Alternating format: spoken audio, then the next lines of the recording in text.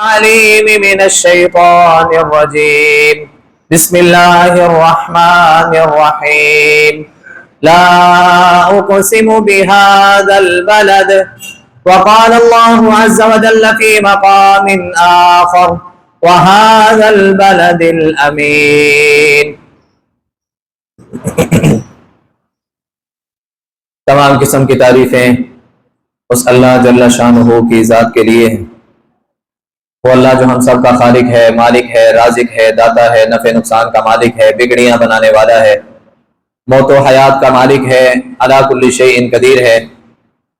بے شمار لا تعداد انگنت درود و سلام سید الاولین والآخرین، امام مجتبی، امام الرسل، خاتم الانبیاء، آقائے دو جہاں، کائنات کے سردار نبی جناب محمد الرسول اللہ صلی اللہ علیہ وآلہ وسلم کی ذات اقدس کے لیے.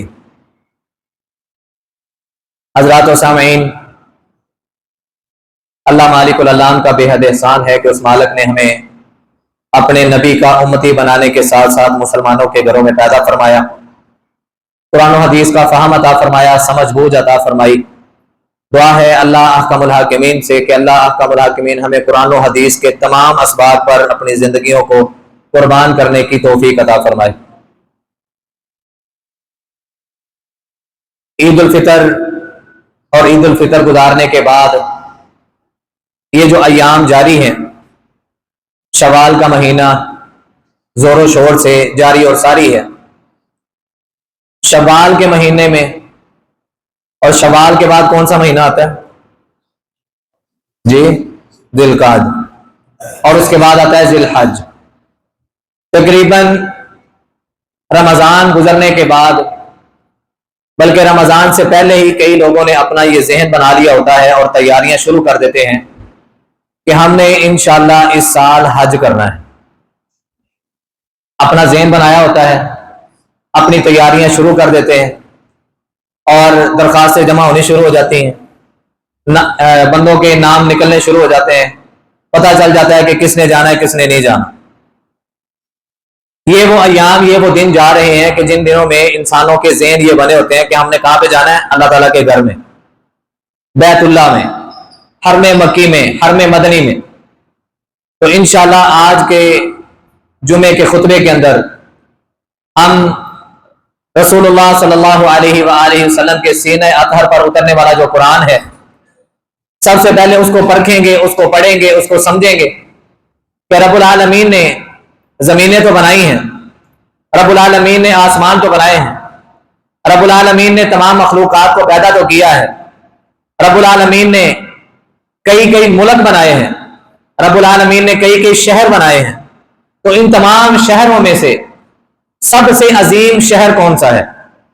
زمینیں رب نے بنائی ہیں، کوئی پاکستان کی زمین ہے، کوئی انڈیا کی زمین ہے، کوئی فلسطین کی سرزمین ہے، کوئی کشمیر کی سرزمین ہے. رب العالمین کی نظر میں سب سے عظیم جگہ، سب سے عظیم زمین کون سی ہے؟ تو انشاءاللہ ہم یہ ساری باتیں سنیں گے. اللہ ہمیں سمجھنے کی اور حرم مکی اور حرم مدنی کی جو اہمیت ہے، جو فضیلت ہے، جو مرتبہ اور مقام ہے، اس کو سمجھنے کی اور اس کو بار بار دیکھنے کی تڑپ اللہ ہمارے دلوں میں پیدا فرمائے. حضرات، رب العالمین جو میرے اور آپ کے خالق و مالک ہیں، رب العالمین سادہ لفظوں میں بھی بات کر دیں، میرا اور آپ کا یہ ایمان ہے کہ رب کی بات سے اچھی اور بات کسی کی ہو نہیں سکتی، رب کی بات سے سچی بات کسی کی ہو نہیں سکتی. رب العالمین عام سادہ لفظوں میں بھی کہہ دیتے تو ایمان والا بندہ یا ایمان والی بندی وہ تو اس کو ماننے کے لیے تیار ہو جاتے. لیکن رب العالمین کو قسم اٹھانے کی ضرورت کیوں پڑی؟ رب العالمین نے قسم اٹھا کے اس چیز کی اہمیت کو مزید اجاگر کیا، اس چیز کی اہمیت کو مزید نکھار دیا، اس چیز کی اہمیت کو مزید زیادہ اور بڑھاؤ دیا کہ یہ وہ جگہ ہے، یہ وہ عظیم مقام ہے کہ جو رب کی نظر میں سب سے عظیم ہے. فرمایا لا اقسم بہذا البلد، قسم ہے کس شہر کی؟ اس شہر کی. یہ کون سا شہر؟ اس شہر سے مراد کون سا ہے؟ وہذا البلد الامین، امن والے شہر کی قسم. یہ امن والا شہر کون سا ہے؟ جہاں پہ رب العالمین نے میرے اور آپ کے پیر و مرشد جناب محمد صلی اللہ علیہ وآلہ وسلم جیسی عظیم ترین ہستی کو پیدا کیا. مکے کی سرزمین، مکے کی سرزمین جس کی رب العالمین قسم کھا رہے ہیں، اور قسم کھا کے رب العالمین نے اس مکے شہر کی عظمت کو تمام شہروں سے فضیلت والا بنا دیا کہ یہ شہر رب کی نظر میں بڑی عظمت والا ہے، یہ شہر رب کی نظر میں بڑی فضیلت والا ہے، یہ شہر رب کی نظر میں بڑے مرتبے اور مقام والا ہے۔ مرتبے اور مقام والا تو ہو ہی گیا نا جب رب العالمین نے اپنے قرآن مجید کے اندر اس کا ذکر کر دیا، اور پھر قسم کھا کے اس کا ذکر کر دیا کہ یہ میرا شہر بڑا امن والا شہر ہے۔ حضرات و سامعین، کئی سارے لوگ ہیں، اللہ ہم سب کو بھی بار بار وہاں کی حاضریاں نصیب فرمائے، جو بیچارے پیسہ بھی خرچ کرتے ہیں، اپنا وقت بھی خرچ کرتے ہیں، اپنا وقت بھی ضائع کرتے ہیں، اپنا پیسہ بھی ضائع کرتے ہیں، لیکن وہاں پہ جا کے حاصل کچھ بھی نہیں کر پاتے۔ میں نے اپنی گناہگار آنکھوں سے کئی لوگوں کو دیکھا ہے۔ اب ظاہر جو نظر آ رہا ہے میں اس کا ذکر کر رہا ہوں، باطن کیا ہے؟ اللہ نے ان کے اس عمل کو قبول کیا ہے نہیں کیا، ان کے آنے جانے کو قبول کیا نہیں کیا، یہ تو فیصلہ میرے اللہ کا ہے، لیکن انسان ظاہری طور پر بھی کچھ دیکھتا ہے تو کہتا ہے۔ بات سمجھ آ رہی ہے کہ نہیں؟ انسان جا رہا ہے یہاں سے عمرہ کرنے کے لیے، انسان جا رہا ہے یہاں سے حج ادا کرنے کے لیے، اور اس بیچارے کو پتہ ہی نہیں میں کرنا کی ہے، اس بیچارے کو پتہ ہی نہیں ہے کہ میں اتنی عظمتوں والے شہر میں جا رہا ہوں جس کی قسمیں رب العالمین کھا رہے ہیں، جس کا ذکر قرآن کر رہا ہے کہ یہ عظمت والا شہر ہے، فضیلت والا شہر ہے، میں اس شہر میں جا رہا ہوں۔ اگر رب نے اس کو عظمت والا بنایا ہے تو یقیناً وہاں پہ جانے والا بھی عظمت والا بن جاتا ہے۔ وہاں پر جو جاتا ہے وہاں پہ عمرے کے ارکان ادا کرنے والا، وہاں پہ حج کے ارکان کو ادا کرنے والا، یقیناً وہ بھی عظمتوں والا بن جاتا ہے، اور کتنا عظمتوں والا بن جاتا ہے۔ میرے اور آپ کے پیر و مرشد جناب محمد صلی اللہ علیہ وآلہ وسلم نے فرمایا، جو بندہ حج کے لیے گیا، جو بندہ عمرے کے لیے گیا، اس نے حج اور عمرے کے اراکین کو ادا کیا، اسی دورانیے میں اس کی زبان سے کسی کو کوئی تکلیف نہیں ہوئی، اس کے ہاتھ سے، اس کے پاؤں سے، اس کے جسم سے کسی کو تکلیف نہیں پہنچی۔ اس نے حج اور عمرے کے فریضوں کو ادا کیا، اللہ کے ساتھ اس کی محبت بن گئی، اللہ کے ساتھ اس کا ایک تعلق قائم ہو گیا، اللہ کو اس نے راضی کر لیا، اپنے گناہوں کو بخشوا لیا۔ جب یہ وہاں سے واپس نکلے گا نا تو یہ ایسے آئے گا جیسے اس کی ماں نے اس کو آج پیدا کیا۔ کیوں جی؟ پھر عظمت والا ہوا کہ نہیں؟ بندہ جو وہاں پہ جانے والا ہے، اس عظمت والے شہر میں جانے کے بعد جب وہاں سے واپس نکلتا ہے تو عظمت والا بن کے نکل رہا ہے کہ نہیں؟ ایسے وہ ہو جائے گا جیسے دودھ کا دھلا انسان، جیسے آج ہی اس کی ماں نے اس کو پیدا کیا، کوئی ایک گناہ باقی نہیں ہے۔ لیکن جو انسان وہاں پہ جاتے ہیں اور بیچاروں کو پتہ ہی نہیں ہوتا کہ ہم نے سب سے پہلے وہاں پہ جا کے کرنا کیا ہے، اس کے بعد کون سا کام، اس کے بعد کون سا کام، اس میں سستی ہماری ہے۔ جتنی عوام الناس کی سستی ہے اس سے کہیں زیادہ علماء کرام کی سستی اور غلطی ہے، ان کی کمی ہے، وہ اس طرح کی باتوں کو بیان ہی نہیں کرتے، اس طرح کی باتوں کا ذکر ہی نہیں کرتے۔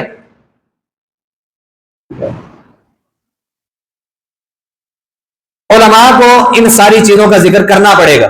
کیوں؟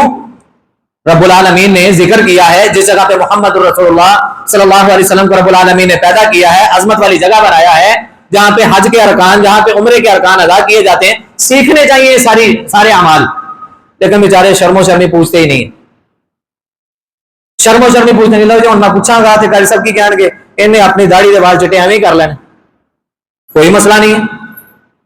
داڑھی کے بال سفید ہو گئے ہیں، مونچھوں کے بال سفید ہو گئے ہیں، سر کے بال سفید ہو گئے ہیں، صحابہ کرام کی زندگی کو پڑھے نا ذرا۔ ابو بکر صدیق رضی اللہ تعالیٰ عنہ 16 سال کی عمر سے جو کلمہ پڑھے، کتنی عمر ہے؟ بڑھاپے کی عمر ہے۔ عمر فاروق رضی اللہ تعالیٰ عنہ کو دیکھیں نا ذرا، عمر کے کس حصے کو پہنچے ہوئے ہیں، اسلام قبول کیا ہے، اسلام قبول کرنے کے بعد پھر انہوں نے محنتیں کی ہیں، پھر انہوں نے شرم محسوس نہیں کی، آر محسوس نہیں کی کہ یار لوگ ساڈے بارے کی کہیں گے کہ ہوں ایس عمر سے جا کے سیکھتا پہ۔ میں نے یقین جانا وہاں پہ دیکھا ہے، اور یہ باتیں ساری اس موضوع کے ساتھ منسلک ہیں، اور یہ باتیں کرنے کا مقصد یہ ہے کہ ہم نے سیکھنا ہے۔ ہم نے کیا کرنا ہے؟ سیکھنا ہے انشاءاللہ۔ یہاں سے ہم احرام باندھ کے چلے جاتے ہیں، اور کئی بیچاروں کو تو پتہ بھی نہیں ہوتا کہ احرام باندھنے کے بعد جو شرعی اعتبار پر حدیں لگ جاتی ہیں، حدود لگ جاتی ہیں، وہ کون کون سی ہیں۔ سب سے پہلے آپ اپنے گھر سے غسل کریں، غسل کرنے کے بعد احرام باندھنے گھر سے باندھ سکتے ہیں، نہیں یہاں سے باندھنا آپ وہاں پہ چلے جائیں، ایئرپورٹ پہ جا کے باندھ لیں۔ ایئرپورٹ پہ نہیں باندھ سکتے تو آپ جہاز کے اندر بھی باندھ سکتے ہیں، لیکن کوشش کریں کہ جب آپ وہاں پہ جا کے سیٹوں پر بیٹھے ہیں نا اس وقت احرام باندھ لیں۔ جہاز اللہ کے سپرد ہو گیا، جدے کی طرف اس کا رخ ہو گیا. اب درمیان راستے میں جہاز کے اندر اناؤنسمنٹ کی جاتی ہے، اناؤنسمنٹ کی جاتی ہے کہ وہ ایریا، وہ لمٹ، وہ حد آنے والی ہے کہ جس حد سے آگے حج کرنے والا یا عمرہ کرنے والا احرام کے بغیر نہیں جائے گا. اب وہ 2-3 زبانوں میں اناؤنسمنٹ کی جاتی ہے. ساڑی جانے بلاؤ کی کہن رہی. ان تمام شکوک و شبہات سے بچنے کے لیے جو بہترین حل ہے، گھر سے باندھ لیں، ایئرپورٹ پہ باندھ لیں، یا جہاز کے اندر جاتے ہی اپنے آپ کے اوپر احرام باندھ لیں. احرام باندھنے کا طریقہ کیا ہے؟ احرام باندھنے کا طریقہ کیا ہے؟ اللہ تعالیٰ تعالیٰ سارے ایسے ساری حج دے لے آ جائے. آمین نہیں کہنا. اللہ تعالیٰ سب حج دے لے آ جائے ایسے سال ہی. اور طریقہ یاد کر لو. احرام باندھنے کا طریقہ یہ ہے کہ آپ 2 چادریں لیں گے ان سلی. جس طرح مردہ انسان کو 2-3 چادروں کے اندر کفن دیا جاتا ہے نا، یہ زندہ انسان اپنے اوپر کفن لپیٹ کے جا رہا ہے کہ اللہ دیکھ میرا عہدہ، دیکھ میرا منصب، دیکھ میری شہرت، دیکھ میرا مال و متاع، سب کچھ پیچھے ہے. ان 2 کپڑوں میں آج حقیر فقیر نکما نکارا بن کے تیرے دربار میں پیش ہونے کے لیے آ رہا ہوں. اللہ میرا عہدہ، میرا منصب، میری شہرت، میرا مرتبہ، میرا مقام، میرا پیسہ، میری جائیداد، میری گاڑیاں، میرے بنگلے، میری پراپرٹیاں کچھ بھی کام نہیں آ سکتی میرے. جب یہ سوچ لے کے جائیں گے نا تو اللہ کی قسم وہاں سے واپسی پر یہ اعلان سننے کو ضرور ملے گا، جہاں میں نے تیرے سارے گناہ معاف کر دی. لیکن اگر یہاں سے یہ سوچ لے کے نہیں گیا، بیچارے کو پتہ ہی نہیں ہے، پتہ ہی نہیں کہ میں یہاں سے احرام باندھ کیوں رہا ہوں، احرام باندھنے کا مقصد کیا ہے، یہ احرام اصل میں 2 چادریں ہی کیوں ہیں، 1 کیوں نہیں، 3-4 کیوں نہیں. جب اس بیچارے کو مقصد کا ہی نہیں پتا تو وہاں پہ جا کے یہ مقصد کو حاصل کیسے کرے گا. احرام باندھ لیا ہے، آپ سفر پر نکل پڑے ہیں. سفر کی دعا لازمی، سفر کی دعا لازمی ہے. اللہ نہ کرے، اللہ نہ کرے، اللہ سب کی حفاظت فرمائے. جتنے بھی آنے جانے والے ہیں ان میں ہم بھی شامل ہو سکتے ہیں، اللہ سب کی حفاظت فرمائے. راستے میں اگر اللہ نہ کرے جہاز کو کوئی مسئلہ بن جاتا ہے، موت واقع ہو جاتی ہے، تو اس وقت آپ کس سفر پہ جا رہے ہیں؟ حج کے یا عمرے کے سفر پر جا رہے ہیں. اور آپ نے سفر سے نکلنے سے پہلے اپنے آپ کو کس کے سپرد کیا ہے؟ اپنی سواری کو کس کے سپرد کیا ہے؟ اپنے مال و متاع کو کس کے سپرد کیا ہے؟ اپنے گھر بار جو پیچھے آپ چھوڑ کے جا رہے ہیں، اپنا گھر بار، اپنی ہر ایک چیز کس کے سپرد کر کے جا رہے ہیں؟ جب یہ آپ ساری سپرداری اس مالک پر کر کے جائیں گے، اس موقع پر اگر آپ کو موت آ بھی گئی نا تو اللہ کی قسم و حدیث کو یاد رکھیں. نبی صلی اللہ علیہ وسلم نے فرمایا، بلکہ اکال اسلام کے سامنے ایک بندہ آیا تھا جس نے احرام باندھا ہوا ہے، کچھ مسئلہ پوچھا، نبی علیہ الصلوۃ والسلام نے مسئلہ بیان کر دیا. وہاں سے نکلا، اپنی اونٹنی سے گرا اور اس کی موت واقع ہو گئی، اس کی گردن ٹوٹ گئی. نبی صلی اللہ علیہ وسلم کے صحابہ آگے بڑھے اس کو غسل دینے کے لیے یا اس کا احرام اتارنے کے لیے. نبی صلی اللہ علیہ وسلم نے منع کر دیا. آپ نے فرمایا چھوڑ دو اس کو اسی حالت میں ہی دفن کرو، کل قیامت کو یہ رب کے ہاتھ تلبیہ کہتے ہوئے اٹھے گا. تلبیہ کیا ہے؟ لبیک اللہم لبیک لبیک لا شریک لک لبیک ان الحمد والنعمت لک والملک لا شریک لک. انسان عربی زبان میں تو یہ بات کہہ دیتا ہے، لیکن اردو زبان، پنجابی زبان سے کہنے لگیا نہیں میرے خاندان والے کی کہیں گے؟ لبیک اللہم لبیک، اے اللہ میں حاضر ہوں. اور حاضری صرف تیرے دربار پہ لگتی ہے. لبیک اللہم لبیک لبیک لا شریک لک لبیک، اے اللہ میں حاضر ہوں اس لیے کہ تیرا کوئی شریک نہیں ہے. اے اللہ میری خوشی کا مالک کون ہے؟ میری خوشی کا مالک بھی تو ہے، میری غمی کا مالک بھی تو ہے، مجھے دینے والا بھی تو ہے، نہ دینے والا بھی تو ہے. اے اللہ اس پوری کائنات کے ایک ذرے کا مالک، اولادیں دینا نہ دینا، بیٹیاں دینا نہ دینا، بیٹے دینا نہ دینا، خوشی غمی ہر چیز، یہاں تک کہ میرے رزق کا مالک بھی. اس پوری کائنات کے اندر اگر ایک پتا بھی ہلتا ہے نا وہ تیری مرضی کے خلاف نہیں، تیری مرضی ہوتی ہے تو وہ پتا ہلتا ہے. اللہ میں تیرا بندہ، لا شریک لک، تیرا کوئی شریک نہیں ہے. ہم اپنی زبان سے یہ اقرار کر رہے ہیں، لبیک لا شریک لک ان الحمد، بے شک ساری کی ساری تعریفیں، والنعمت، اور ساری کی ساری نعمتیں، سارے کے سارے فضل، سارے کے سارے احسان، ان الحمد والنعمت لک والملک، اے اللہ کسی کی کوئی بادشاہت نہیں ہے، کوئی قبروں والا، کوئی مزاروں والا، کوئی اردا گرد سے آنے والے جہاں کہیں بھی چلے جائیں، اے اللہ بادشاہت زمین و آسمان پر اگر کسی کی قابض ہے تو وہ کس کی؟ صرف اور صرف تیری. لک والملک لا شریک لک، کوئی شریک نہیں. یہ تلبیہ ہے. اچھا کئی لوگ ہوتے ہیں جہاز میں بیٹھتے ہیں اور بیٹھتے ہی موبائل کاٹ کے تصویریں لاؤ، ادھر بھیج ادھر بھیج. یار ریاکاری سے جتنا ہو سکتا ہے اپنے آپ کو بچائیں، اپنے آپ کو جتنا ہو سکتا ہے ریاکاری سے بچائیں. ہو سکتا ہے آپ کی سوچ اچھی ہو، آپ کی نیت اچھی ہو، آپ کا ارادہ اچھا ہو، لیکن جس کو آپ آگے فارورڈ کر رہے ہیں آپ کے وہاں پہ پہنچنے سے پہلے آپ نظر بد کے شکار ہو جائیں، نظر بد کے شکار ہو جائیں، حسد کے شکار ہو جائیں، لوگوں کی نظروں میں آ جائیں. میں نہیں کہہ رہا، محمد الرسول اللہ صلی اللہ علیہ وآلہ وسلم کی نبوت والی زبان کے کلمات ہیں. نظر بد اتنی بری چیز ہے، اتنی بری چیز ہے، یہ انسان کو قبر میں اور اونٹ کو ہانڈی میں لے آتی ہے. اونٹ کتنا مضبوط جانور ہے، کتنا طاقتور جانور ہے، لیکن جب اس کو نظر بد لگ جاتی ہے پھر وہ ہانڈی سے پہلے کسی مقام پر رکتا نہیں، مطلب وہ مرنے کے قریب ہو جاتا ہے اور مالک سمجھتا ہے کہ یار میں پھر اب اس کو ذبح ہی کر لوں، حرام ضرور کرنا ہے اس کو، مر جائے گا تو ضائع، چلیں مرنے سے بہتر ہے اس کو ذبح کر لیں اور اس کا گوشت کھا پی لیں. اور اسی طرح یہ انسان جب نظر بد کا شکار ہوتا ہے، بے شک جناب جنگجو قسم کا آدمی کیوں نہ ہو، کمزور کمزور کمزور، اور آخر کار مٹی کے اندر. لوگ گپوں میں مصروف ہو جاتے ہیں، موبائل نکالنے کے بعد گپوں کے اندر مصروف، حالانکہ یہ وہ وقت ہے کہ جب رب سے ایک تعلق کو مضبوط کرنے کا وقت ہے، تلبیہ پکارنے کا وقت ہے. کس سے مختصر آپ جدے پہنچ گئے، اگر وہاں پہ آپ کو موقع مل جاتا ہے، راستے میں جو آپ کی نمازیں رہ گئی ہیں وہاں پہ آپ کو موقع مل جاتا ہے ان نمازوں کو ادا کریں. سب سے بڑی غلطی جو کی جاتی ہے، ہمیں پتہ ہی نہیں ہوتا کہ ہم نے کرنا کیا ہے، اور وہاں پہ ہمیں بس یہی سوچ ہوتی ہے کہ یار میں عمرہ کرنا ہے، جلدی جلدی گاڑی آئے سامان رکھے میں وہاں پہ پہنچوں اور عمرہ کرنا ہے. اور کئی لوگ واقعتاً ایسا کرتے ہیں، یہاں سے سامان اٹھایا گاڑی میں رکھا، مکے میں پہنچ گئے، ہوٹل میں سامان رکھا، وہاں سے نکلے اور سیدھا جا کے عمرہ. عمرہ فرض ہے کہ نماز فرض ہے؟ بولیں، نماز فرض ہے کہ عمرہ فرض ہے؟ کہ فرض تو پیچھے چھاٹا ہے. اور پھر وہ عمرہ مکمل کرنے کے بعد وہاں پہ رکتے ہیں؟ نہیں، عمرہ مکمل کرنے کے بعد وہ وہاں سے سیدھا آتے ہیں، ٹینڈ کروا کے نہا کے لو جی اس بات کو اگلے 6-7 گھنٹے، کیونکہ میرے تھکاوٹ بہت زیادہ ہوگی نا، راستے میں جاتے ہوئے جو نمازیں رہ گئی تھیں وہ بھی گئی. عمرہ کرنے کے بعد وہ نماز، وہ عظیم جگہ، اس کو عظیم جگہ کیوں کہا گیا ہے مکے کو؟ میرے اور آپ کے پیر و مرشد جناب محمد صلی اللہ علیہ وآلہ وسلم کی 2 روایتیں، 2 حدیثیں اور 2 میرے نبی علیہ السلام کے صحابی مختلف مقامات پر ذکر کر رہے ہیں. آقا علیہ الصلوۃ والسلام نے فرمایا واللہ انک لخیر ارض اللہ، اللہ کی قسم زمینوں میں سے سب سے بہترین زمین کا حصہ کون سا ہے؟ مکے کی سرزمین.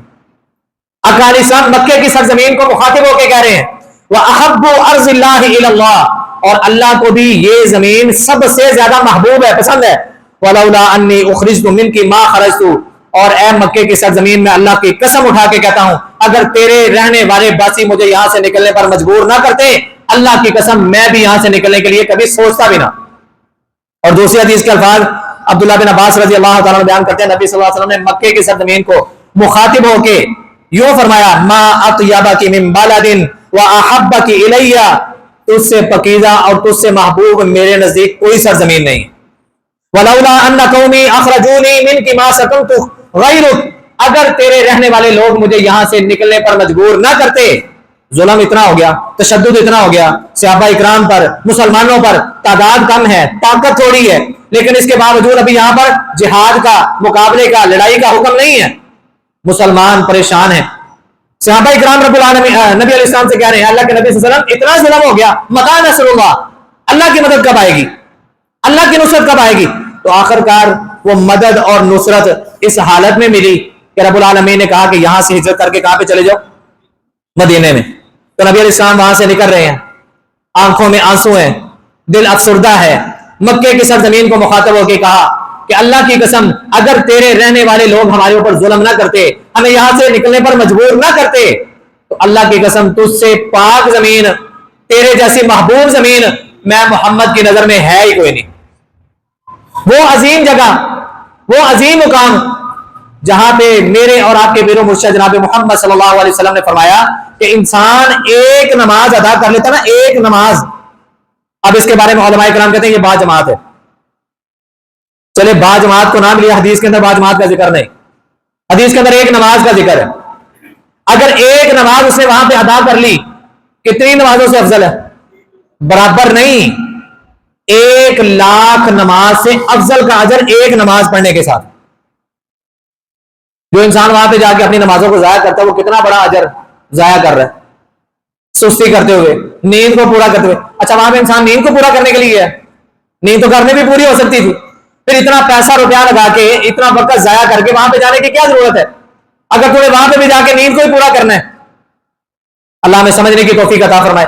حضرات سب سے پہلے جب آپ نے جانا ہے نا حرم مکی کے اندر، وہاں پہ کوشش کرنی ہے جو راستے میں آپ کی نمازیں رہ گئی ہیں ان نمازوں کو ادا کرنا ہے. ان نمازوں کو ادا کرنے کے بعد آپ آگے جائیں اور جا کے اپنا عمرہ ہے، اپنا حج ہے، اس کی ادائیگی شروع کر دیں. عمرہ ادا کرنے کا طریقہ کیا ہے؟ جڑے جڑے گئے ہیں انہوں نے تو انشاءاللہ پتا ہوئے گا، اور جو نہیں گیا وہ بھی سیکھ لیں. ہو سکتا ہے اللہ تعالیٰ اسی حج کے ساتھ آپ کو بلا لے اور آپ کو حج کے ساتھ عمرہ کرنے کی بھی توفیق عطا کر دے. اچھا جی، اس کو کیا کہتے ہیں جب بندہ عمرہ بھی کر لیتا ہے اور حج بھی کر لیتا ہے؟ ایسے حج کو کیا کہتے ہیں؟ حج کی کتنی قسمیں ہیں جی؟ یہ وہ مسلمان ہیں جنہیں دیکھ کے شرمائے یہودی شرما نہیں رہا ہو تو ساڑھے تو مسلط ہو رہا ہے. نبی صلی اللہ علیہ وسلم نے کیا فرمایا؟ اسلام کی بنیاد کتنی چیزوں پر ہے؟ بنی الاسلام علی خمس شہادت اللہ الہ الا اللہ وان محمدا عبدہ ورسولہ واقام الصلاۃ وایتاء الزکاۃ وصوم رمضان وحج البیت من استطاع الیہ سبیلا. حج بیت اللہ کرنا اگر اس کے راستے میں نکلنے کی استطاعت ہو، توفیق ہو، ہمت ہو، پیسہ روپیہ موجود ہو اور آنے جانے کے ذرائع موجود ہوں تو پھر اللہ تعالیٰ کے گھر کا حج کرو. ہوں سانو یہ نہیں پتا کہ حج دیا قسمیں کنی ہیں. حج افراد، حج قران، حج مبرور، حج تمتع، 4 قسم کا حج ہے. کتنی قسم کا؟ کیڑا کیڑا؟ حج قران، حج افراد، حج مبرور اور حج تمتع. 4 قسم کا حج ہے. اب جو بندہ یہاں سے پاکستان سے انڈیا سے جاتے ہیں اور جا کے پہلے عمرہ کر لیتے ہیں اور اپنا احرام اتار لیتے ہیں، پھر جیسے ہی حج کے دن سٹارٹ ہوں گے وہ دوبارہ اپنا احرام پہن لیں گے اور حج کے اراکین کو ادا کریں گے، حج اپنا مکمل کریں گے. اس نے عمرہ بھی کر لیا، اس نے حج بھی کر لیا. اب اس حج کو کیا کہیں گے؟ حج تمتع. اکثریت میں پاکستان اور انڈیا سے جانے والے لوگ حج تمتع ہی کرتے ہیں. تمتع کا مطلب کیا ہوتا ہے؟ فائدہ اٹھانا. تمتع کا مطلب کیا ہوتا ہے؟ فائدہ اٹھانا. ایک چکر میں 2 کام کر لیے. چکر ایک ہی لگا ہے لیکن کام کتنے ہو گئے؟ کون کون سے؟ عمرہ پلس حج، دونوں کام ہو گئے. رسول اللہ صلی اللہ علیہ وسلم کے زمانے میں، ابو بکر صدیق رضی اللہ تعالیٰ عنہ کے زمانے میں، اور ابو بکر صدیق رضی اللہ تعالیٰ عنہ کے بعد کون خلیفہ بنے ہیں؟ اچھا یہ میں کیوں پوچھ رہا ہوں؟ مجھے نہیں پتا، اس لیے پوچھ رہا ہوں توجہ کریں، اس لیے پوچھ رہا ہوں سبق یاد ہو جائے. عمر فاروق رضی اللہ تعالیٰ عنہ کا دور آیا، اس وقت تک یہ حج تمتع کا سلسلہ جاری اور ساری رہا. ایک وقت آیا عمر فاروق رضی اللہ تعالیٰ عنہ نے حکمت اور بصیرت کو مد نظر رکھتے ہوئے، وہ حکمت کیا تھی، بصیرت کیا تھی، سوچ کیا تھی، ان کی فکر کیا تھی کہ یار لوگ آتے ہیں حج تمتع کرتے ہیں. حج تمتع کسے کہتے ہیں؟ حج عمرہ اکٹھا کر لینا. لوگ آتے ہیں حج تمتع کرتے ہیں اور اس کے بعد اپنے اپنے وطن واپس چلے جاتے ہیں، اپنے اپنے گھر بار کو واپس چلے جاتے ہیں. اللہ کا گھر بیت اللہ ویران ہو جاتا ہے. انہوں نے لایا عمل ایک بنایا، ایک آرڈیننس پاس کیا کہ آج کے بعد حج تمتع پر پابندی ہے. کس پر پابندی؟ حج تمتع پر پابندی ہے. جو بندہ آئے حج کے دنوں سے ہٹ کے آئے عمرہ کرے، حج کے دنوں میں آئے اور آگے حج کرے، اور اس کے بعد جنہوں نے عمرہ کرنا ہے وہ حج گزرنے کے بعد آئیں تاکہ پورا سال اللہ تعالیٰ کے گھر کی رونق آباد رہے. سوچ اچھی ہے کہ نہیں جی؟ سوچ اچھی ہے نا؟ یہ سوچ کس نے بنائی ہے؟ خلیفہ ثانی عمر فاروق رضی اللہ تعالی عنہ، جن کو نبوت والی زبان سے شہادت کی بشارت ملی ہے، جن کو نبوت والی زبان سے جنت کی بشارت ملی ہے، ان کی سوچ، کیوں جی ان کی سوچ میں کوئی کمی ہو سکتی ہے، لیکن ان کی سوچ اپنی ہے، دین کا حصہ نہیں۔ سوچ انہوں نے بنا کے، ایک لائحہ عمل بنا کے، ایک آرڈیننس بنا کے جاری کر دیا، لیکن یہ دین کا حصہ نہیں۔ دین کا حصہ کیا ہے؟ حج تمتع پر کوئی پابندی نہیں۔ انہوں نے ایک سوچ یہ سوچی، فکر یہ پیدا کی کہ اللہ کا گھر ویران نہیں ہونا چاہیے، پورا سال اللہ تعالیٰ کے گھر میں رونق لگی رہنی چاہیے، آباد کاری ہوتی رہے۔ اس سوچ کے ساتھ انہوں نے آرڈیننس پاس کر دیا۔ سب سے پہلے مخالفت کرنے والے ان کے اپنے ہی بیٹے، نام کیا ہے؟ عبداللہ ابن عمر، سب کہتے رضی اللہ تعالیٰ عنہ۔ وہ آگے آرڈیننس ہاتھ میں پکڑا ہے، امیر المومنین، ابا جی نہیں کہا، امیر المومنین، آپ نے یہ آرڈیننس پاس کیا ہے، آج کے بعد حج تمتع پر پابندی ہے۔ جی ہاں میں نے آرڈیننس پاس کیا ہے۔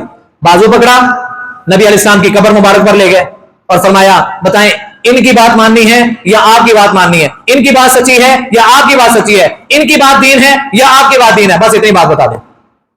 جس فکر سے، جس سوچ کو لے کر آپ نے یہ لائحہ عمل تیار کیا ہے کہ اللہ تعالیٰ کا گھر آباد رہے، کیا یہ فکر، یہ سوچ محمد رسول اللہ صلی اللہ علیہ وسلم کو نہیں آئی تھی؟ عمر فاروق رضی اللہ تعالیٰ عنہ نے ہاتھ جوڑے، اللہ سے معافی مانگی، آرڈیننس کو اپنے ہاتھ سے پکڑ کے پھاڑا اور اللہ کا شکر ادا کیا، اللہ تو نے مجھے ایسا بیٹا عطا کیا ہے، ایسا عظیم بیٹا عطا کیا ہے کہ جس نے غلط کام کرنے سے مجھے روک دیا۔ حج تمتع، عمر فاروق رضی اللہ تعالیٰ نے یہ معاملہ ختم کر دیا۔ حج تمتع اب قیامت کی دیواروں تک، جب تک میرے اللہ تعالیٰ کو منظور ہے، لوگ کرتے رہیں گے، انشاءاللہ ہم بھی جائیں گے، سارے انشاءاللہ بولے۔ تو اس جگہ پر جانے کے لیے اس جگہ کی اہمیت کا ذکر ہم کر رہے ہیں کہ وہ جگہ کتنی عظمتوں کی مالک ہے، کہ وہاں پہ انسان ایک نماز ادا کرتا ہے، 1,00,000 نماز سے افضل نماز کا اجر اس کے نامہ اعمال میں لکھ دیا جاتا ہے۔ اور جو انسان وہاں پہ بھی جا کے اپنے آپ کو بدل نہیں پایا، کیا فائدہ پھر اس کو وہاں پہ جانے کا؟ اور یہ وہ جگہ ہے، یہ وہ عظیم جگہ ہے کہ جس کو رب العالمین نے جد الانبیاء، انبیاء کے دادا پر دادا، نام کیا ان کا؟ ابراہیم علیہ السلام۔ ابراہیم خلیل اللہ کہا جاتا ہے، اسماعیل ذبیح اللہ کہا جاتا ہے۔ ان دونوں کی ڈیوٹی لگائی تھی جب رب العالمین نے کہا تھا نا کیا میرے ابراہیم اپنی بیوی کو اور اپنے بچے کو ایک بیابان علاقے میں چھوڑ کے آؤ، چھوڑ کے چلے گئے۔ ابراہیم علیہ السلام کی بیوی کا نام کیا تھا؟ ہاجرہ۔ نام کیا تھا؟ بیٹے کا نام کیا ہے؟ اسماعیل۔ سبق یاد کر لیں، ان کو وہاں پہ چھوڑا ہے، وہاں پہ صرف درخت ہیں، کوئی آباد کاری نہیں، دور دور تک پہاڑی علاقہ ہے، درخت نظر آتے ہیں، کوئی پینے کے لیے پانی نہیں ہے، کوئی وہاں پہ پھلوں کے باغات نہیں ہے، کچھ نہیں ہے۔ ابراہیم علیہ السلام کے پیچھے دوڑتی ہیں، اے ابراہیم ہمیں یہاں پہ جنگل بیابان میں چھوڑ کے، جہاں پہ نہ کوئی بندہ ہے، نہ کوئی بندے کی ذات ہے، نہ کوئی ہستی بستی ہے، یہاں پہ کوئی یہاں پر ہے نہیں، ہمیں کہاں پہ چھوڑ کے اور کس کے سہارے پہ چھوڑ کے جا رہے ہو؟ ابراہیم علیہ السلام خاموش ہیں اور چلتے جا رہے ہیں، بیوی ساتھ ساتھ چل رہی ہے اور پوچھ رہی ہے، بار بار پوچھ رہی ہے۔ ابراہیم علیہ السلام کوئی جواب نہیں دے رہے، کوئی جواب نہیں دے رہے۔ آخر کار بیوی بھی سمجھدار تھی، صابرہ شاکرہ تھی، بیوی کہنے لگی اچھا اللہ ہمارا کا بھی ہاضا، کیا اللہ نے اس کا حکم دیا ہے؟ ابراہیم علیہ السلام کہتے ہیں ہاں نعم، اللہ نے مجھے حکم دیا ہے۔ تو کہتی ہے اچھا اگر اللہ کا حکم ہے اذن لا یضیعنا، اللہ کی قسم پھر وہ اللہ ہمیں ضائع نہیں کرے گا۔ کیوں جی؟ ہمیں کس نے پیدا کیا؟ ہمیں روزی کون دیتا ہے؟ ہمیں کھلاتا پلاتا کون ہے؟ تو پھر ہم نے کیسے سوچ لیا کہ ہم جو ہے نا اللہ کو چھوڑ کے کامیاب ہو سکتے ہیں، یا اللہ ہمارا ساتھ چھوڑ دے تو ہم کامیاب ہو سکتے ہیں؟ کیسے ہم نے سوچ لیا کہ وہ اللہ ہمیں ذلیل و رسوا کر دے گا؟ اپنے آپ کو ٹھیک کرنے کی کوشش کریں، اپنے آپ کو قرآن اور حدیث کی طرف لانے کی کوشش کریں، اپنے اندر تبدیلی لانے کی کوشش کریں، اور اپنے آپ کو نیک سیرت اور نیک صورت بنانے کی کوشش کریں، اور اپنے کوشش کو دیکھنا ہے۔ کوشش کریں گے اللہ احکم الحاکمین آپ کو ہمت عطا کر دے گا، توفیق عطا کر دے گا، اپنی رحمت کر دے گا۔ جو بندہ مسجد کے دروازے کے پاس سے گزر جاتا ہے اللہ اندر آنے کی بھی توفیق دے دے گا۔ کیوں جی؟ سوچ اچھی ہوگی، سوچ کا زاویہ بدلے گا تو انشاءاللہ رب العالمین تقدیر بھی بدل دے گا۔ حاجرہ علیہ السلام کہتے ہیں اچھا اگر اللہ کا حکم ہے تو پھر وہ اللہ ہمیں ضائع نہیں کرے گا. کھجوروں کا ایک ٹوکرا ہے اور ایک مشکیزہ پانی کا ہے, یہ ان کے پاس موجود ہے. ابراہیم علیہ السلام وہاں سے چھوڑ کے ان کو نکلے ہیں, اور آگے پہاڑ کی ایک اوٹ جہاں پہ وہ پیچھے مڑ کے اگر دیکھتے ہیں تو وہ نظر نہیں آ رہے, ایک دوسرے کو نظر نہیں آ رہے, وہاں پہ کھڑے ہو کے رب سے دعا کی تھی کہ اللہ اس شہر کو رب اجعل ھذا البلد آمنا, اے اللہ اس شہر کو امن والا بنا دے. وجنوبنی وبنی ان نعبد الاصنام, اے میرے اللہ میں اپنی اولاد کو یہاں پہ چھوڑ کے جا رہا ہوں, تیرا حکم ہے اپنی بیوی کو چھوڑ کے جا رہا ہوں, مجھے بھی اور میری اولاد کو بھی بتوں کی پوجا سے محفوظ رکھنا. کیوں؟ ربی انہن اضللن کثیرا من الناس, اللہ یہ بتوں کی پوجا, بتوں کی پاٹ, بتوں کے سامنے ماتھا ٹیکنا, نظر و نیاز کرنا, اے اللہ اس عمل نے بہت سارے لوگوں کو گمراہ کر دیا. اضللن کثیرا من الناس, اے اللہ فمن تبعنی فانہ منی ومن عصانی فانک غفور رحیم, اے اللہ جو میری اتباع کرے اس کو میرے ساتھ شامل کر دینا. ومن عصانی, اور جو کوئی نافرمانی کر بیٹھے اللہ پکڑ نہ کرنا. فانک غفور رحیم, آپ کون ہیں؟ معاف کرنے والے ہیں, رحم کرنے والے ہیں. حضرات رب العالمین نے وقت گزارا, یہاں پہ آہستہ آہستہ آباد کاری ہو گئی. حاجرہ علیہ السلام کے پاس کھجوریں پانی دونوں ختم ہو گیا. بات لمبی نہ ہو جائے, جو بات کرنا چاہ رہا تھا وہ اس طرف آتے ہیں. ایک وقت آیا یہاں پہ اچھی خاصی آباد کاری ہو گئی. اسماعیل علیہ السلام جوان ہو گئے, ان کی شادی ہو گئی, ان کی شادی ہو گئی. اسی علاقے میں ابراہیم علیہ السلام کافی عرصہ گزرنے کے بعد ملاقات ہوئی ہے, اور درخت کے نیچے بیٹھے ہیں. اسماعیل علیہ السلام کا وہاں سے گزر ہوا, دیکھا میرے ابا جان بیٹھے ہیں, ایک دوسرے کے گلے ملے, کافی عرصے بعد ملاقات ہوئی ہے. اپنے اپنے حالات و واقعات سے ایک دوسرے کو باخبر کیا. ابراہیم علیہ السلام جو کہ باپ ہیں, اور اسماعیل علیہ السلام جو کہ اولاد بیٹا ہے. ابراہیم علیہ السلام کہتے ہیں اے میرے بیٹے اسماعیل, اللہ نے میرے ذمے ایک کام لگایا ہے, اللہ نے میرے ذمے ایک کام لگایا, کیا تم اس کام میں میری مدد کرو گے, اس کام میں میری ہیلپ کرو گے؟ وہ کام کیا ہے کہ یہاں پر میرا گھر تعمیر کرنا ہے. یہاں پر کیا کرنا ہے؟ میرا گھر تعمیر کرنا ہے. اور قرآن مجید کے اندر بھی اللہ احکم الحاکمین نے اس کا ذکر فرمایا کہ جب ابراہیم علیہ السلام نے اور اسماعیل علیہ السلام نے دونوں نے مل کے اللہ تعالیٰ کا گھر بیت اللہ بنا دیا. اچھا یہاں پہ رکے ایک بات اور ذہن نشین کر لیں. کچھ لوگ کہتے ہیں کہ اس سے پہلے آدم علیہ السلام نے اللہ کا گھر بنایا تھا, گر گیا, اس کی بنیادیں باقی رہیں, لیکن وہ ایک جیسے ٹویا ٹبا ہو جاتا ہے ویسے کی شکل اختیار کر گیا. کچھ لوگ کہتے ہیں اس سے پہلے آدم علیہ السلام سے پہلے فرشتوں نے بنایا. امام ابن کثیر سب کہتے ہیں رحمۃ اللہ علیہ اپنی تفسیر ابن کثیر کے اندر قرآن کی انہی آیات کو, جو ابراہیم علیہ السلام کی دعائیہ کلمات ہیں, انہی کلمات کو لے کے, انہی آیات کو لے کے کہتے ہیں ان اول بیت وضع للناس للذی ببکہ مبارکہ, اس کائنات میں سب سے پہلا جو اللہ تعالیٰ کا گھر بنایا گیا ہے وہ مکہ ہے. مکے کی سرزمین میں جو بیت اللہ ہے, اور اس کو سب سے پہلے بنانے والے بھی کون ہیں؟ ابراہیم علیہ السلام. بہرحال آدم علیہ السلام کے حوالے سے جو بات کی جا رہی ہے, فرشتوں کے حوالے سے جو بات کی جا رہی ہے, امام ابن کثیر رحمۃ اللہ علیہ کہتے ہیں مجھے اس کے بارے میں کوئی صحیح روایت نہیں ملی. بنی اسرائیلی روایات ہیں, بنی اسرائیلی روایات کے اندر ان کا ذکر موجود ہے. اب بنی اسرائیلی روایات کے متعلق میرے اور آپ کے لیے حکم کیا ہے کہ ان کو نہ غلط کہو نہ صحیح کہو, بس خاموش, بس خاموشی کا مظاہرہ. اب محمد الرسول اللہ صلی اللہ علیہ وسلم کی امت کے لوگوں کے لیے آقا علیہ السلام پر اترنے والا قرآن اور آقا علیہ السلام کی نبوت والی زبان کی نکلنے والی حدیثیں, اس سے اگر ہمارا وہ مسئلہ کلیئر ہوتا ہے تو ہمیں خواہ مخواہ پیچھے جانے کی ضرورت نہیں ہے. بات سمجھ آ رہی ہے؟ اللہ احکم الحاکمین نے ابراہیم علیہ السلام سے اور اسماعیل علیہ السلام سے, دونوں باپ بیٹا سے یہ کام کروایا. پتھر پکڑا رہے ہیں اسماعیل علیہ السلام, گارا پکڑا رہے ہیں اسماعیل علیہ السلام, اور مستری کا کام کون کر رہے ہیں؟ ابراہیم علیہ السلام. جہاں تک تو ہاتھ آسانی سے پہنچ گیا, چار دیواری ہو رہی ہے. جہاں پر اب اوپر اٹھا کے پتھر کو رکھنا مشکل ہو گیا, وہاں پہ رب العالمین نے ایک لفٹ کے طور پر ایک پتھر کو بھیجا. اس کو کیا کہتے ہیں؟ پتھر کہتے ہیں, نور کی کہتے ہیں. مقام ابراہیم تو بعد میں بنا, پہلے کی سی پتھر. رب نے ایک پتھر بھیجا, وہ بطور لفٹ کام کرتا تھا. آپ ذرا اندازہ کیجئے کہ ہم گھر میں مستری کو لگائیں، ایک دن کا کام وہ بے شک 6 مہینے میں کرے، کیوں جو اندر قدمہ دے نشان پتھر تو جم جاتے ہیں، وہ کتنی مشقت والا کام ہوگا، کتنی محنت والا کام ہوگا جو اللہ نے اپنے ان 2 نبیوں سے لیا ہے۔ یہاں سے ایک مسئلہ اور سمجھ آتا ہے، اللہ تعالیٰ کے گھر بنانے کا عمل، اللہ تعالیٰ کے گھروں کو بنانا کتنا بڑا اجر ہے۔ اللہ اپنے نبیوں سے کوئی عام کام کرواتا ہی نہیں، اللہ اپنے انبیاء سے کام وہی کرواتے ہیں کہ جن کا اجر، مقام، لیول، درجہ بہت زیادہ ہو۔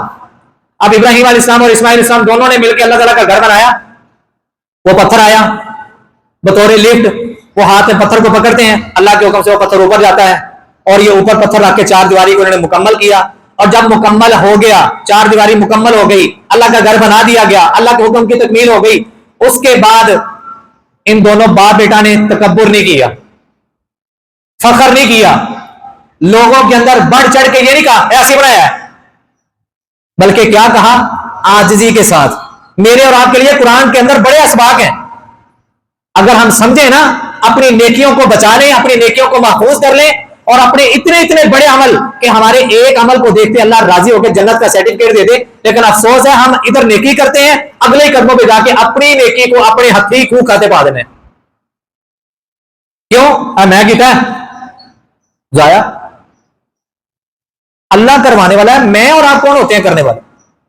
یہ تو میں پیسہ خرچ کر کے اللہ تعالیٰ کے گھر کا کام کر رہا ہوں یا کروا رہا ہوں، یہ پیسہ کس نے دیا؟ نہ میری ملکیت نہ تیری ملکیت، ملکیت تو اللہ کی ہے، وہ چاہتا تو کسی اور کو توفیق دے دیتا۔ اس نے اگر تجھے توفیق دی ہے، تجھ سے یہ کام لیا ہے، تو اللہ کے بندے اس پر رب کا شکر ادا کر، اس پر رب کا شکر ادا کر، سجدے میں گر جا، اے اللہ تیرے گھر کے لیے تو نے مجھے چن لیا ہے، میرے پیسے روپے کی وہاں پہ ضرورت پڑ گئی، اللہ تیرا شکر ہے کہ تو نے مجھے اس قابل بنایا ہے، اللہ کا شکر ادا کر۔ ابراہیم علیہ السلام اور اسماعیل علیہ السلام دونوں رب کے سامنے کیا کہہ رہے ہیں؟ ربنا تقبل منا انک انت السمیع العلیم، اللہ تیرا حکم تھا، تیرے حکم کو پورا کرتے ہوئے تیرے گھر کو بنا دیا ہے، بیت اللہ تعمیر ہو چکا ہے، اللہ ہمارے اس عمل کو اپنی رحمت کے ساتھ قبول کر لے۔ کیوں جی؟ کبھی میں نے نماز پڑھنے کے بعد، کبھی میں نے کوئی صدقہ کرنے کے بعد، کبھی میں نے کوئی نیک کام کرنے کے بعد اپنے رب کے ساتھ تنہائی میں جا کے یہ بات کی، اللہ میں نے یہ نیک کام تیری رضا کے لیے کیا ہے، اللہ اس کو قبول کر لے۔ جب قرآن کو پڑھیں گے، جب حدیث کو پڑھیں گے تو انشاءاللہ بہت کچھ سیکھنے کو ملے گا، اللہ ہمیں سمجھنے کی توفیق عطا فرمائے۔ حضرت ابراہیم علیہ السلام، اسماعیل علیہ السلام، صرف انہوں نے اللہ تعالیٰ کا گھر بنایا ہی نہیں، اگلی ڈیوٹی لگ گئی، یہ گھر بن تو گیا، اب اگلی ڈیوٹی رب نے لگا دی، فرمایا تم دونوں باپ بیٹا نے انطہرا، تم دونوں نے پاک صاف کرنا ہے، بیتیا میرے اس گھر کو، کن لوگوں کے لیے؟ لطائفین طواف کرنے والوں کے لیے، والعاکفین اعتکاف کرنے والوں کے لیے، والرکع السجود رکوع کرنے والوں کے لیے، سجدے کرنے والوں کے لیے۔ اب یہ صفائی کرنے کا کام ڈیوٹی کون لگا رہے ہیں؟ سارے بولیں، سارے نہ بولیں، دیکھتے مسئلہ سمجھ نہ آ جائے۔ صفائی کرنے کی ڈیوٹی لگا کون رہے ہیں؟ اللہ۔ ڈیوٹی لگ کن کی رہی ہے؟ 2 انبیاء کی، باپ اور بیٹا ہیں، ابراہیم علیہ السلام، اسماعیل علیہ السلام، ان دونوں کی ڈیوٹی لگ رہی ہے۔ جس طرح ہم نے تھوڑی دیر پہلے مسئلہ سمجھا ہے نا کہ اللہ تعالیٰ کا گھر بنانا چھوٹا عمل نہیں، اسی طرح اللہ تعالیٰ کے گھر کی صفائی ستھرائی کا خیال کرنا بھی چھوٹا عمل نہیں۔ اگر یہ کام، اگر یہ عمل اللہ نے اپنے انبیاء سے لیا ہے نا، اپنے انبیاء سے یہ کام کروایا ہے، تو یقیناً یہ بہت بڑا عمل ہے۔ ہم آج تک اس کو سمجھ نہیں پائے، تو ہماری عقل، ہماری سوچ، ہم سمجھ نہیں پائے۔ ایک حدیث سنا کے بات کو ختم کرتا ہوں۔ میرے اور آپ کے پیر و مرشد جناب محمد، سارے ایک بڑی پیار نہ کروں، حضرت صلی اللہ علیہ وسلم، آقا علیہ السلام کی نبوت والی زبان کے کلمات ہیں، جو بندہ اللہ کو راضی کرنے کے لیے اخلاص کے ساتھ، دنیا کو دکھانا اس کا مقصود نہیں، دنیا کو راضی کرنا اس کا مقصد نہیں، مقصد اس کا کیا ہے؟ کہ میرا رب راضی ہو جائے، میرا رب خوش ہو جائے۔ اللہ تعالیٰ کو راضی کرنے کے لیے، اللہ تعالیٰ کی رضا کے لیے، اللہ تعالیٰ کو خالص راضی کرنے کے لیے جو بندہ اللہ تعالیٰ کے گھر کی صفائی کرتا ہے، اور صفائی کرتے کرتے اس کے جسم پر گرد و غبار پڑ جائے، اللہ اکبر، اللہ اس بندے پر جہنم کی آگ کو حرام کر دیتا ہے۔ ایک بار سارے سبحان اللہ کہو ذرا, اور نال دل چ وعدہ کرو کہ انشاءاللہ اسی بھی صفائی کرنی. اور میں ایک نیٹ تے کلپ بھی سنیا, اے نوجوان ساتھی سارے بیٹھے نے, انہوں نے کہا جڑا بندہ چاہتا ہے نا کہ ان کی شادی جلدی ہو جائے, جن کی شادی جلدی ہو جائے وہ کی کرے, وہ مسجد کی صفائی کریا کرے. کیوں جائے صاحب, جڑا بندہ چاہتا ہے کہ ان کی شادی جلدی ہو جائے وہ اللہ تعالیٰ کے گھر دے نال محبت کرتا ہے, صفائی کریا کرے. دو فائدے ہو جائیں گے, بڈھی بھی مل جائے گی تو جنت بھی مل جائے گی. کیونکہ نبی علیہ السلام کی نبوت والی زبان کی تو میرا اور آپ کا ایمان ہے نا کہ ان سے سچی بات کسی کی ہو ہی نہیں سکتی. نبوت والی زبان نے اگر کہا ہے کہ اللہ تعالیٰ کے گھر کی صفائی کرتے ہوئے گرد و غبار پڑ جائے تو جہنم کی آگ حرام, جہنم کی آگ حرام, تو جہنم تو حرام ہو ہی جائے گی. اگر دنیا تے بیوی چاہیے, نیک چاہیے, خوبصورت چاہیے اور تہاڈی تابع فرما بردار چاہیے تو اللہ کے گھر کی صفائی نال محبت پالو. کیوں جی؟ پھر انشاءاللہ ارادہ کرتے ہیں انشاءاللہ ہم نے اللہ تعالیٰ کے گھروں کو بنانا بھی ہے, کیونکہ یہ انبیاء کا مشن ہے, انبیاء کا عمل ہے. اس کے ساتھ ساتھ ہم نے اللہ تعالیٰ کے گھر کی ضرورتوں کو بھی پورا کرنا ہے, ہم نے اللہ تعالیٰ کے گھر کی صفائی ستھرائی کا بھی خیال کرنا ہے. اور کوئی بھی نیکی ہم نے چھوٹی نہیں سمجھنی, کوئی بھی عمل ہم نے چھوٹا سمجھ کے اس کو چھوڑ نہیں دینا. کیا پتا وہ عمل ہی ہماری نجات کا ذریعہ, نیکی ہمارے سامنے آئی ہو پر ہم اس کو حاصل نہ کر پائے ہوں. تو اللہ کا مراقبین سے دعا ہے, اللہ جو سنا ہے جو سنایا ہے سب سے پہلے مجھے اور اس کے بعد تمام سامعین کو اس کو اپنی زندگیوں میں شامل کرنے کی توفیق عطا فرمائے. حضرات باتیں ہم نے کی ہیں آج مکہ المکرمہ کی سرزمین کے حوالے سے. لوگ حج کی تیاریوں میں مصروف ہیں, تو وہاں پہ لوگ جاتے ہیں, جانے کا مقصد کیا ہے اور وہ جگہ کتنی عظیم ہے اور وہاں پہ نمازیں ادا کرنا کتنا افضل ہے اور وہاں پہ جانے کا مقصد وہ جگہ وہ سرزمین کو اتنی عظمت اور بلندی اور مقام کیوں ملا, کچھ مختصر انداز میں باتیں ذکر کی ہیں. انشاءاللہ آئندہ جو میں پھر بیان کریں گے اور ساتھ میں مدینے کی سرزمین کے حوالے سے بھی گفتگو ہوگی. اللہ ہمیں بار بار اپنے گھر کی حاضری نصیب فرمائے. جنہیں آمین کہنے سے کنجوسی کی تھی اللہ نے پتا ہے, اللہ ہم سب کو بیت اللہ کی, حرم مکی کی, حرم مدنی کی, مدینے کی, مکے کی, اللہ ہمیں بار بار حاضریاں نصیب فرمائے. اللہ جنہیں ہون آمین کیا نا ایسے ساری حج دے لے جا. ہوں دیکھے نا ماشاءاللہ سارے نے کیا, اللہ مینوں بھی لے جا. مینوں مولوی کی گل یاد آ گئی, مولوی صاحب کہنے لگے اللہ تمہیں سارے حج دے لے جائے. سارے نے کہا آمین. مولوی صاحب کہنے لگے اللہ مینوں بھی لے جائے, تو ان باری ہو رہی آمین. انہوں نے کہا میں تھوڑے ویزے پہ جانا, میری باری ہولی. اللہ میرے سمیت جہاں تک آواز آ رہی ہے اس پورے مجمع سمیت اللہ سب کو اسی سال حج تمتع کرنے کی توفیق عطا فرمائے. حج تمتع عمرہ پلس حج اللہ ہم سب کو بار بار نصیب فرمائے. آخر دعوانا الحمدللہ رب العالمین.